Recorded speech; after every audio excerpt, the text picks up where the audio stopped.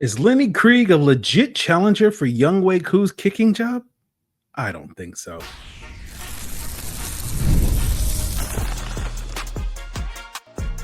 You are Locked On Falcons, your daily Atlanta Falcons podcast.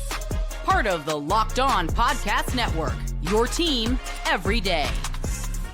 Welcome back, everyone, to another illustrious episode of the Locked On Falcons podcast, your daily Atlanta Falcons podcast, part of the Locked On Podcast Network, your team every day. And today's episode is brought to you by FanDuel. Right now, new customers can get $150 in bonus bets when your first $5 bet wins. So, if you do not know me, I'm your very humble host, Aaron Freeman, aka Mr. Drew, aka the Jolly Green Giant, aka Mr. AKA, and I've been covering the Atlanta Falcons for almost two decades. Formerly at FalcFans.com, RIP, still going strong as the humble and illustrious host of this Locked On Falcons podcast, going strong for almost 9 years this November. And I appreciate each and every one of you that has gone strong with me, whether it's been for 9 years or 9 minutes. As everydayers of this podcast, that means you make this podcast your first listen each and every day. And all you have to do to become an everydayer is subscribe or follow for free on YouTube or wherever you listen to podcasts to get the latest episode as soon as it is available. So on today's episode of Locked On Falcons, we are going to call out some of my Locked On co-hosts for their weird rankings in the Locked On NFL Top 100 that just dropped today. But first, I want to wrap up positional previews ahead of training camp. And we got to talk about the position that matters the most. That is, of course, special teams. Special teams matters. And we're going to deep dive into the battle for the punt protector that is going to impact other positional battles elsewhere on the roster. But of course, the big competition in the special teams room is going to be for that kicking spot. And basically, I'm asking the question is this a real competition? We'll see. But I'll answer that later. But as you guys know, Younghoe Koo, the incumbent kicker for the Atlanta Falcons, is having a competition with Lenny Krieg, the German-born sensation prodigy, right? That's going to take the league by storm. And it's, I've seen various people. This is going to be a real competition. Like, we'll see.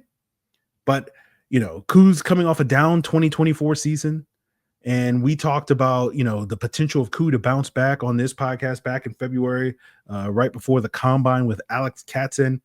And basically, Alex being the internet's favorite kicking guru, basically said he was optimistic that, Koo's issues that he was dealing with in 2024 were fixable. And essentially, Koo is kind of in the middle of adjusting his kicking process, right? Perfecting that kicking stance. And there's still some refinement that needs to happen and hasn't completely happened, at least at the end of last season. And then you couple that with some of the injuries that Koo was dealing with that were the contributing factors to his struggles. And, these are my words, not necessarily Alex's words, but I think the simple explanation is, last year was phase 2 of a 3-phase process to sort of perfect his kicking. And it's reasonable to think that he'll get to phase 3 this upcoming season and go back to being the, top 5 to 7 kicker that we've seen Younghoe Koo be for 5 out of the last 6 seasons that he's played in Atlanta. But obviously we will have to see. Are we going to still be stuck in phase 2 or are we going to be moving forward to phase 3? I think is the big question surrounding Younghoe Koo. And so if you want to get more insight into a little bit more of a nuanced insight into that process, highly recommend going back and listening to that episode. But I know for 90% of you, you don't care about the kicking process. You care about the kicking results. And ultimately, those results are going to determine whether or not Younghoe Koo retains his position or the Falcons move on to Lenny Krieg, who is spent 2 years in the European League of Football, where he connected 73% of his field goals, 80% of his point after touchdowns. He was 4 for 5 on 40-plus yard kicks, 1 for 3 on 50-plus yard kicks. But he went to the combine this past year as an international tryout player, went 14 for 14 at the combine, had a good pro day at South Florida's pro day, and the Falcons immediately signed him, winning a mini bidding war for his services to bring him to camp. And we'll see if, that pro day combine workout, is the springboard to Lenny Krieg being an impact player. But it gets back to the original question I asked is like, is this a real competition? We'll see. right? Again, I say that, and I know people are going to say like, oh, Aaron, you're a pro Koo guy, you're biased. And I'm like, the fact that you're not a pro Koo guy to me tells me more about you than it says about me. But, that being said, this is not a profile of a player, at least when you look at the stats, of a player that you expect to win a kicking job immediately in the NFL. And again, maybe this take ages terribly in the next 6 weeks. And we're 2 weeks into camp. And, there are various camp observers being like, it's the second week of camp and Lenny Krieg hasn't missed a single kick yet in practice, right? And maybe this is an unfair statement for me to make. But like, to me, given the level of competition that Lenny Krieg was at in the European League of Football, which I'm, again, no shade at the Europeans. I'm not going to say it's the lowest level of professional football on the planet, but it's certainly the lowest level I've ever heard of. To me, this is like the equivalent of signing like a Division III, an NAIA kicker who only made like 75% of his kicks in college. And we're like, well, he had a good pro day, so that means he's going to immediately be a good kicker in the NFL, right? That he's going to immediately come in and make 90% of his NFL kicks. It only gets harder in the NFL, guys. And again, I say 90% because that's the standard that the expectation is if you're going to be the Atlanta Falcons kicker. We talked about this in the offseason where you look at Mercedes-Benz Stadium, you look at SoFi Stadium in LA, you look at AT&T Stadium in Dallas. These are the three stadiums that since 2017, NFL kickers, regardless of whether they play for the Falcons, Chargers, Rams, Cowboys, or the opposing team that's playing them on any given Sunday, make almost 90% of their kicks in those stadiums, right? And so what makes us think that a guy that is only making less than 75% of his kicks in Europe is going to make 90% of his kicks in the NFL when the pressure is on, right? That, he made only 80%, less than 80%, or, he made 80% of his kicks under 40. When in the NFL, like your expectation is you're going to make 95% of your kicks under 40. Those kicks should be virtually automatic. So again, maybe I'm looking dumb in a month from now, but I don't really think this is a real competition. I think the Falcons signed Lenny Krieg, and I think that was a smart move with the excuse of we're not signing him really to push Koo. We're signing him to be an emergency option, right? Because he's an international player, we can stash him, right? Basically, you can keep him on your practice squad for free. He doesn't count towards the 16 spots on your practice squad, and no team can come and poach him if you can successfully put him on your practice squad. And so you can basically get a full year to develop him in terms of, he's on your practice squad, he's showing up in practice. And, in a pinch, if you're in a pinch and Koo gets off to a slow start this season, maybe you can pivot to Lenny Krieg. But more than likely, I think if that happens, you're probably going with some proven veteran option, unless, again, Lenny Krieg goes out there and is nearly perfect this summer.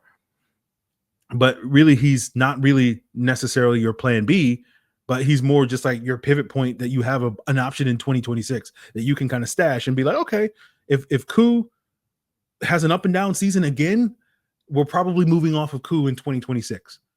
And now we can bring back Lenny Krieg and we have a full year of watching his growth and his development. And then we'll bring in some other player to come in and compete for him for that starting kicking spot. Like that to me is really the secret sauce behind what the Falcons are trying to do with Lenny Krieg, rather than, basically Lenny Krieg is being signed for a 2026 option, not because he's really a realistic 2025 option, but we'll see. So, for me, I think, and I'm not suggesting that the Falcons should have done this instead of signing Lenny Krieg, but to me, if the Falcons were serious about bringing in some real competition for Younghoe Koo, they wouldn't have signed some guy from, again, no offense, some third-rate European league. I know. Stuttgart Surge fans, all two of you that are watching this episode are like, how dare you, Aaron? But you would have signed someone like Rodrigo Blankenship, who made 95% of his kicks in the UFL this past spring, right? That was the best mark in the UFL, and he's currently unsigned. And he's had some experience in the NFL. And so he's presumably a player that if someone's going to, this is how basically Koo got his start. Came into the league, struggled a little bit, went to the AAF in the spring, and the rest is history. Rodrigo came into the league, struggled a little bit, is bounced around the UFL and whatnot, and maybe he's ready to go. But that to me makes more sense if the Falcons were serious about, hey, this is, a 50-50 toss-up sort of situation. I said back in March that I thought it was like a 70% chance that Koo keeps his job. I sit here now I think it's like an 85% chance, and that 30% chance then in the 15% chance I say now, I don't think is because of any confidence in Lenny Krieg. I just think that's the percentage chance that Koo doesn't get it back, right? And we'll see. Again, maybe this ages poorly, but to me, this feels like all the people learned the wrong lessons of the Giorgio Tavecchio experience, right? Which was the last time the Falcons had a European kicker that had a cool nickname, and people got really excited about his potential, all because of a cool nickname, not because of anything he did on the football field, right? Blitzkrieg, that's where, the cool nickname, Italian Ice, that was Giorgio Tavecchio's nickname, and it's like Blitzkrieg, like what are we, it's a cool nickname, but guys, like that was the side that committed genocide in the war. Like, why are we sitting here getting hyped about that cool nickname? That's not that cool of a nickname, but hey, who knows? But now that we've gotten the fake competition out of the way, let's talk about the real competition in the special teams room this year, which is going to be that personal protector on the punt team and how that's going to impact other position battles, as well as some of the other core special team spots as we continue today's Locked On Falcons. So we love summer sports, and just because the NBA season is over and the NFL season has yet to begin doesn't mean FanDuel still isn't the best way to get in all the baseball, soccer, golf, tennis action, WNBA, NBA Summer League that is still going strong. And since you already follow the action, why not make it a little bit more thrilling? Betting on FanDuel, whether you're betting on when Ronald Acuna is going to hit his next home run, the Atlanta Hawks are going to win the Eastern Conference, or just how far the Falcons are going to make, they're inevitable. And I said, yes, inevitable. Playoff run. You can do it all over at FanDuel, or you just want to see how many page buckets can get into WNBA. And it's so easy to use and it's fast to pay out. So what are you waiting for? All you have to do is head on over to FanDuel.com and you can get started today. And if you're new to FanDuel, new customers can bet just $5 and get $150 in bonus bets if that first bet wins. Again, that's $5 and you get $150 in bonus bets if that first bet wins. Open the FanDuel app today or visit FanDuel.com to get started. So beyond kicker, we know the other core special teams positions like punter, long snapper. We know who they're going to be. Punter, Bradley Pinion is that option. He's going into a contract year, I believe. So we'll see what type of season he has and what that means for 2026 and beyond for the punter position. But we know Bradley Pinion will have it unlocked this upcoming season. Long snapper, Liam McCullough just got a 4-year extension. Speaking of cool nicknames, no one ever uses the cool nickname that I came up with that. And it's not, I'm not jealous at all. I'm not feeling petty and butthurt about it at all. The Highlander. And even though I don't know if Liam McCullough's Scottish or Irish, so maybe he's Irish or obviously he's American, but you know what I'm saying. I just feel like that's a better nickname. That side didn't commit genocide in the last World War. You know what I'm saying? But anyway, we also know who the returners are going to be. Jamal Agnew, who's going to replace Avery Williams as one of the kickoff returners, as well as the punt returner, and then Ray McLeod is going to be that other kickoff returner. But there are going to be some competitions elsewhere, particularly in the punt coverage unit. Right, there are 5 sort of core special teams positions on that punt coverage unit. That's the punter, that's the long snapper, and what I mean by core, it's basically if you win that job, you win a roster spot. The 2 gunners, right? Those are the guys that line up wide and are the first man down. And we know who those guys are going to be. That's Kadero Hodge and that's Mike Ford. That's why, we talked about Mike Ford on yesterday's episode, talking about the corners, where we talked about him being a lock to make their team. And of course, Kadero Hodge, a lock to make the wide receiver spot. But that 5th spot is that personal protector, or also known as the punt protector or the up back. And that's the guy that basically stands between the punter and the long snapper behind the line of scrimmage on the punt coverage unit. And he's basically the last line of defense to prevent a punt block, as well as a key component in your coverage downfield, where the gunners are kind of the first 2 guys down the field. But oftentimes that personal protector is that next guy, because, punt returners are taught to make the first guy miss. And typically, if you're good enough to be a punt returner in the NFL, you're probably capable of making that first guy miss. And so the gunners, being the first guys down, don't often get the glory when it comes. Like, the gunners, primarily their duties to get down as quickly as can, not necessarily make the tackle. Obviously they're going to try to, but you want to force the fair catch. And oftentimes if the gunner misses that first tackle, as is often the case, then that second guy down the field is that personal protector leading the charge there. And Avery Williams, who served in that role last year, was very underrated in that skill. Second on the team behind D'Angelo Malone in terms of special teams tackles. And it's why I wasn't particularly thrilled with the Falcons' decision to let him walk in free agency. I know a lot of people were focused on his subpar return skills last year, coming off that injury from the previous year.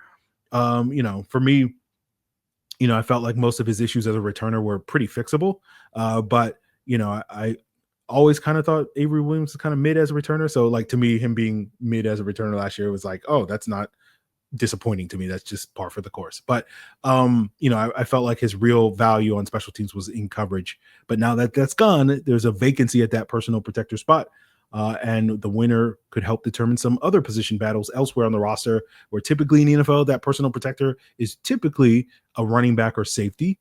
And, there's a potential that Carlos Washington Jr. or Jashaun Corbin, who are competing for that RB3 spot, could be the personal protector this upcoming season. Both of those guys have some experience dabbling in those roles in past preseasons, as well as when Corbin was with the New York Giants 2 years ago. And again, that could lead a long way to determining who's going to be that RB3 behind Bijan Robinson and Tyler Algier to replace Avery Williams as that RB3. As far as safeties goes, DeMarco Hellams, he had a few reps as that personal protector during his rookie season in 23, obviously missed last season in 24 with a knee injury. So he's definitely an option. Troy Anderson did manage that spot at the beginning of the 23 season before he suffered an injury. So he's another option. Felipe Franks did it part-time this past year in Carolina and did dabble at that role at times in his previous stint in Atlanta. And his ability to win that personal protector spot could go a long way to determine who's the third tight end behind Kyle Pitts and Charlie Warner this season. So I think the Falcons will have options throughout training camp. And it's possible that there are other options that may spring up that, I haven't thought of at this point in time. But if I had to guess today between these sort of 5 names that I just rattled off, I would guess Hellams or Franks will be the guy that wins that spot.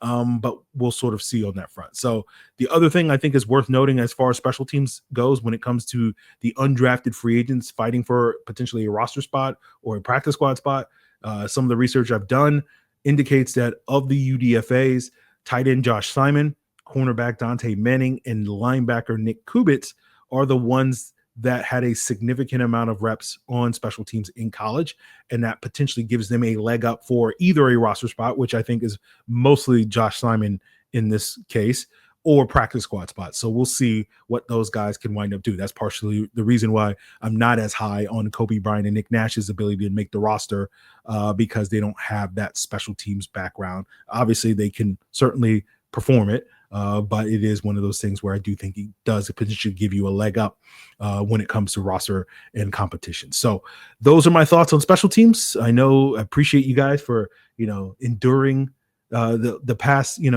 18 minutes when it comes to special teams, because it matters. And I know you know that being an everydayer of this podcast, but we'll get to the more controversial aspect of today's episode. I know is starting off with Koo's not really in a competition was somewhat controversial, but we'll get into a much more controversial situation talking about the Locked On NFL Top 100 and, the disrespect that they gave a couple of Falcons and the over respect that they gave a couple of non-Falcons. And we'll get into that as we wrap up today's Locked On Falcons.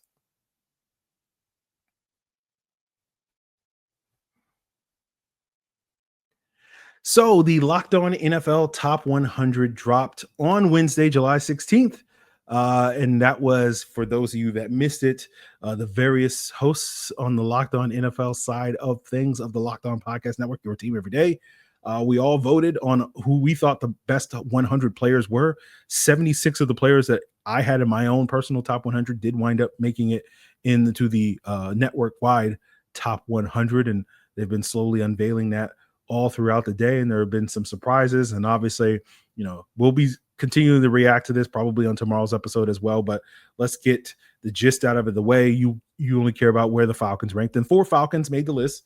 At number 34, Bijan Robinson was the highest ranked Falcon. Number 52, Chris Lindstrom. And then 88 was Drake London. And then barely getting into the top 100 at number 96 was Jesse Bates. And I think those rankings, for the most part, seem fair based off of where I personally rank those guys. I had Bijan a little higher at 25. I had Chris Lindstrom basically at the same spot at 51. I had Drake London a little higher at 74. And probably the biggest one that I did not have ranked for me in terms of the biggest disparity was I had Jesse Bates at 43. So clearly I'm much higher on Jesse Bates than the rest of the network was. I'm sure you're sitting here going like, why didn't you rank such and such? For me, the only other player that I really gave strong consideration to be a top 100 player was AJ Terrell.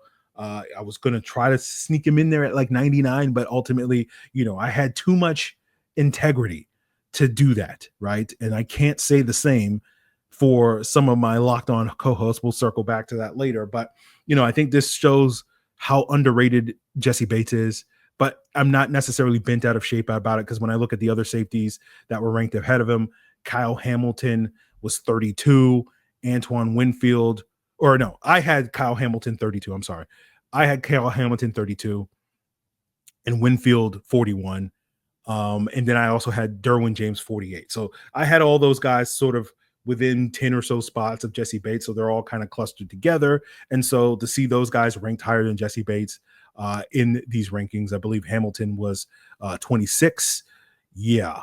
And Winfield was 80 and Derwin James was 87, I believe. Yeah, that's right. So, those guys being ranked ahead of Jesse Bates, I'm not going to fight anybody on that, because, they were very close in my own personal rankings to being ahead of Jesse Bates. Two of them were ahead of Jesse Bates, just barely. But, and then Kirby Joseph were ranked. The Lions safety was ranked really high. He was like 45. And then what's his name? Xavier McKinney was 74 in the rankings. And I had both of those guys in my top 100, just behind Jesse Bates at 62 and 82 respectively. And so I get it. Those guys had 1 million interceptions. So Bates, basically being, the consensus 6th ranked safety, I'm not too upset about. I just think, because he's 6th on the safety rankings, and safeties aren't going to get the same love that other more, premium positions are going to get. Like, the chances of him being ranked in the top 80, let alone the top 50, to me was pretty low. So I'm not too bent out of shape, even though I think 96 is too low for Jesse Bates. I get it, right? I'm going to vent a little bit more about Drake London's ranking at 88, right? Not because I think 88 is inherently a bad spot. Again, I had him at 74. Some of the guys that were ranked ahead of him, like Garrett Wilson was 79. Chris Olave was 83. So those guys barely got a bump, from the same draft class. I had Wilson 93. I did not rank Olave in my top 100. But I get why people perceive those guys from that same draft class to be better than Drake. I think the perception at the time of the draft was that Drake was the 3rd best wide receiver, the consensus wide receiver 3. And probably the perception is, those guys have done enough in their short NFL careers that I can understand why people wouldn't come off that perception, right? But I think, you can find numbers that back up that those guys had better starts to their careers than Drake London, but also you can find numbers that say that Drake has actually outshined those guys. Like when you look at the volume stats for guys like Wilson and Olave, right? They look better than Drake's. But when you look at sort of relative to the share of production in their offense, like Drake looks a lot better, right? Now, in terms of like the percentage of his respective offense that is going to Drake London, Wilson is technically higher. But, the reason why Drake shines well in that is because the Falcons have been much more of a run-first offense, particularly in the Arthur Smith years, in his first 2 years, than they were, than the Jets or Saints have been. And to me, what's notable about Drake, to me, because Drake has a larger share of production than Chris Olave, that's the argument I would make why he's better than Chris Olave. And while Garrett Wilson has had a larger share of the Jets offense over the last 3 years than Drake has had of the Falcons offense, the fact is that we saw both of those teams add a second wide receiver to their offense. And Drake wound up, still becoming number 1 with Darnell Mooney, while Garrett Wilson, once they added Devontae Adams, became the number 2 in New York. And, that's meaningful to me. But obviously, I'm sure, 5 of you are like, but yeah, that's because Devontae Adams is better than Darnell Mooney. And you're right. But again, I'm making the argument of why Drake is better than either one of these guys. You just don't necessarily have to agree with that. So ultimately, even though I would put Drake above both of those guys, I'm not too butthurt about those guys being 5 and 10 spots respectively. It's close enough that I'm not going to be too bent out of shape. But the one ranking that I am going to be bent out of shape is none other than number 67 on this list. It is Travis Hunter in these rankings. And like, yes, Travis Hunter, I think, was the best player in this past year's draft class. Do I think he has the potential to be a star in this league? Absolutely. But we got to see him in the league first, guys, right? This to me is egregious. This to me is outrageous. 67 without playing a single snap in the NFL. That is crazy. And so I'm going to make 2 promises to you guys right here on this podcast that we're going to do every single week on this podcast for the rest of the season, or not for the rest of the season, once the regular season starts, right? The first promise is that we're going to have a Penix pump meter, right? Similar to the Kirk Cousins chaos meter that we had last year. Now, I'm still workshopping it, and I'm more than willing to take suggestions on, ways that we can refine this, right? But sort of what I'm working on right now, and you guys can give me your feedback on what you think about it. It's going to be similar to the Kirk Cousins. Instead of 5 levels that we had with Kirk, we're going to have 4 levels, right? The highest level is going to be similar to the Kirk Cousins chaos meter, where it's like too much chaos, right? Level 4 is too much chaos. Level 4 is 3 pumps, right? 3 pumps is too many, right? 2 pumps is just right. That's where we want to be. We want to be 2 pump Penix, right? 1 pump is not enough, but it's something. And 0 pumps is, practically nothing at all. So that you can sort of see, 1, 2, 3, great. 4, too much, too many pumps, right? Okay. We're, the equivalent of being chaotic, right? So I welcome your feedback. I know some of you guys have already given me some suggestions. Some of them are a little too not safe for work when it comes to, Penix and puns on his last name, right? I think we're already towing the line with the pumps. We can't go past that line, guys. Like, so you got to pull it back, right? Yeah. Like some of this stuff, like I'm going to get an email and a phone call from David Locke telling me like, Aaron, what are you doing? We can't be talking about this stuff with advertisers. So, pumping is about as far as we can go. So you got to pull it back a little bit. So I'm open to suggestions and workshopping this, but that's my first promise. We're going to have a Penix pump meter or something equivalent to it this year. My second promise is every crossover that we're going to do this year, guys, I'm going to interrogate my co-hosts because I got to get to the bottom of how Travis Hunter ranked this high. 67, right? If he was 99, I might be like, okay, like you just wanted to get him in there because you're that high on him. But 67? Like this man has not played a single snap in the NFL. And it's so reminiscent to me last year I remember the discourse around Marvin Harrison Jr. and Malik Nabers, right? Where Marvin Harrison Jr. was the consensus number 1 wide receiver in last year's draft class, ahead of Malik Nabers and Rome Odunze. And I think most people that watched those guys play said like, yeah, Marvin Harrison Jr. checks most of the boxes of what you're looking for in a number 1 wide receiver. But hey, Malik Nabers, he's got that juice. He's got that explosiveness. And then I know as we went through the pre-draft process, there were various people and draft people and NFL anonymous scouts that were like, yeah, Marvin Harrison Jr. is great, but, Malik Nabers might be the best wide receiver in this draft class. And I remember some of my Locked On, cohorts, right? As well as some of the more prominent people in NFL draft media were like, this is outrageous. What are we talking about? Marvin Harrison Jr. is definitely number 1. I like Malik Nabers, but he's not. But guess who made the NFL top 100 this year? It wasn't Marvin Harrison Jr. It was Malik Nabers at number 92. And so this is what I'm talking about, where it's like Travis Hunter may be a superstar. Just like we all sat here a year ago thinking Marvin Harrison Jr. was this can't miss 100% guaranteed superstar in the league. But guess what? Like, again, and I'm not sitting here saying that, just because Malik Nabers had a better rookie year means that he's going to have a better career than Marvin Harrison Jr. But we got to wait and see what the guys do in the league first, guys. So I sit here fired up, looking at my fellow Locked On cohorts and co-hosts, and I'm like, what are we doing? Like, I got to get to the bottom of this, guys. This is an investigation.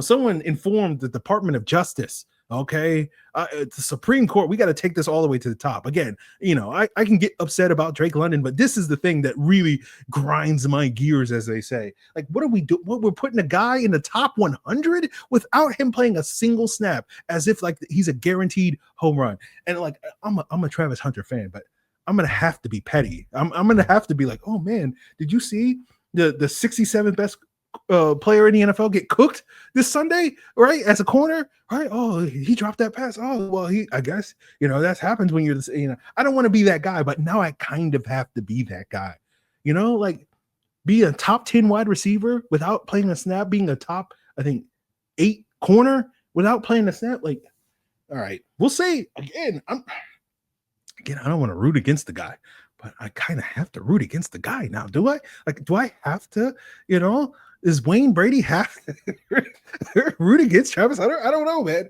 Good grief.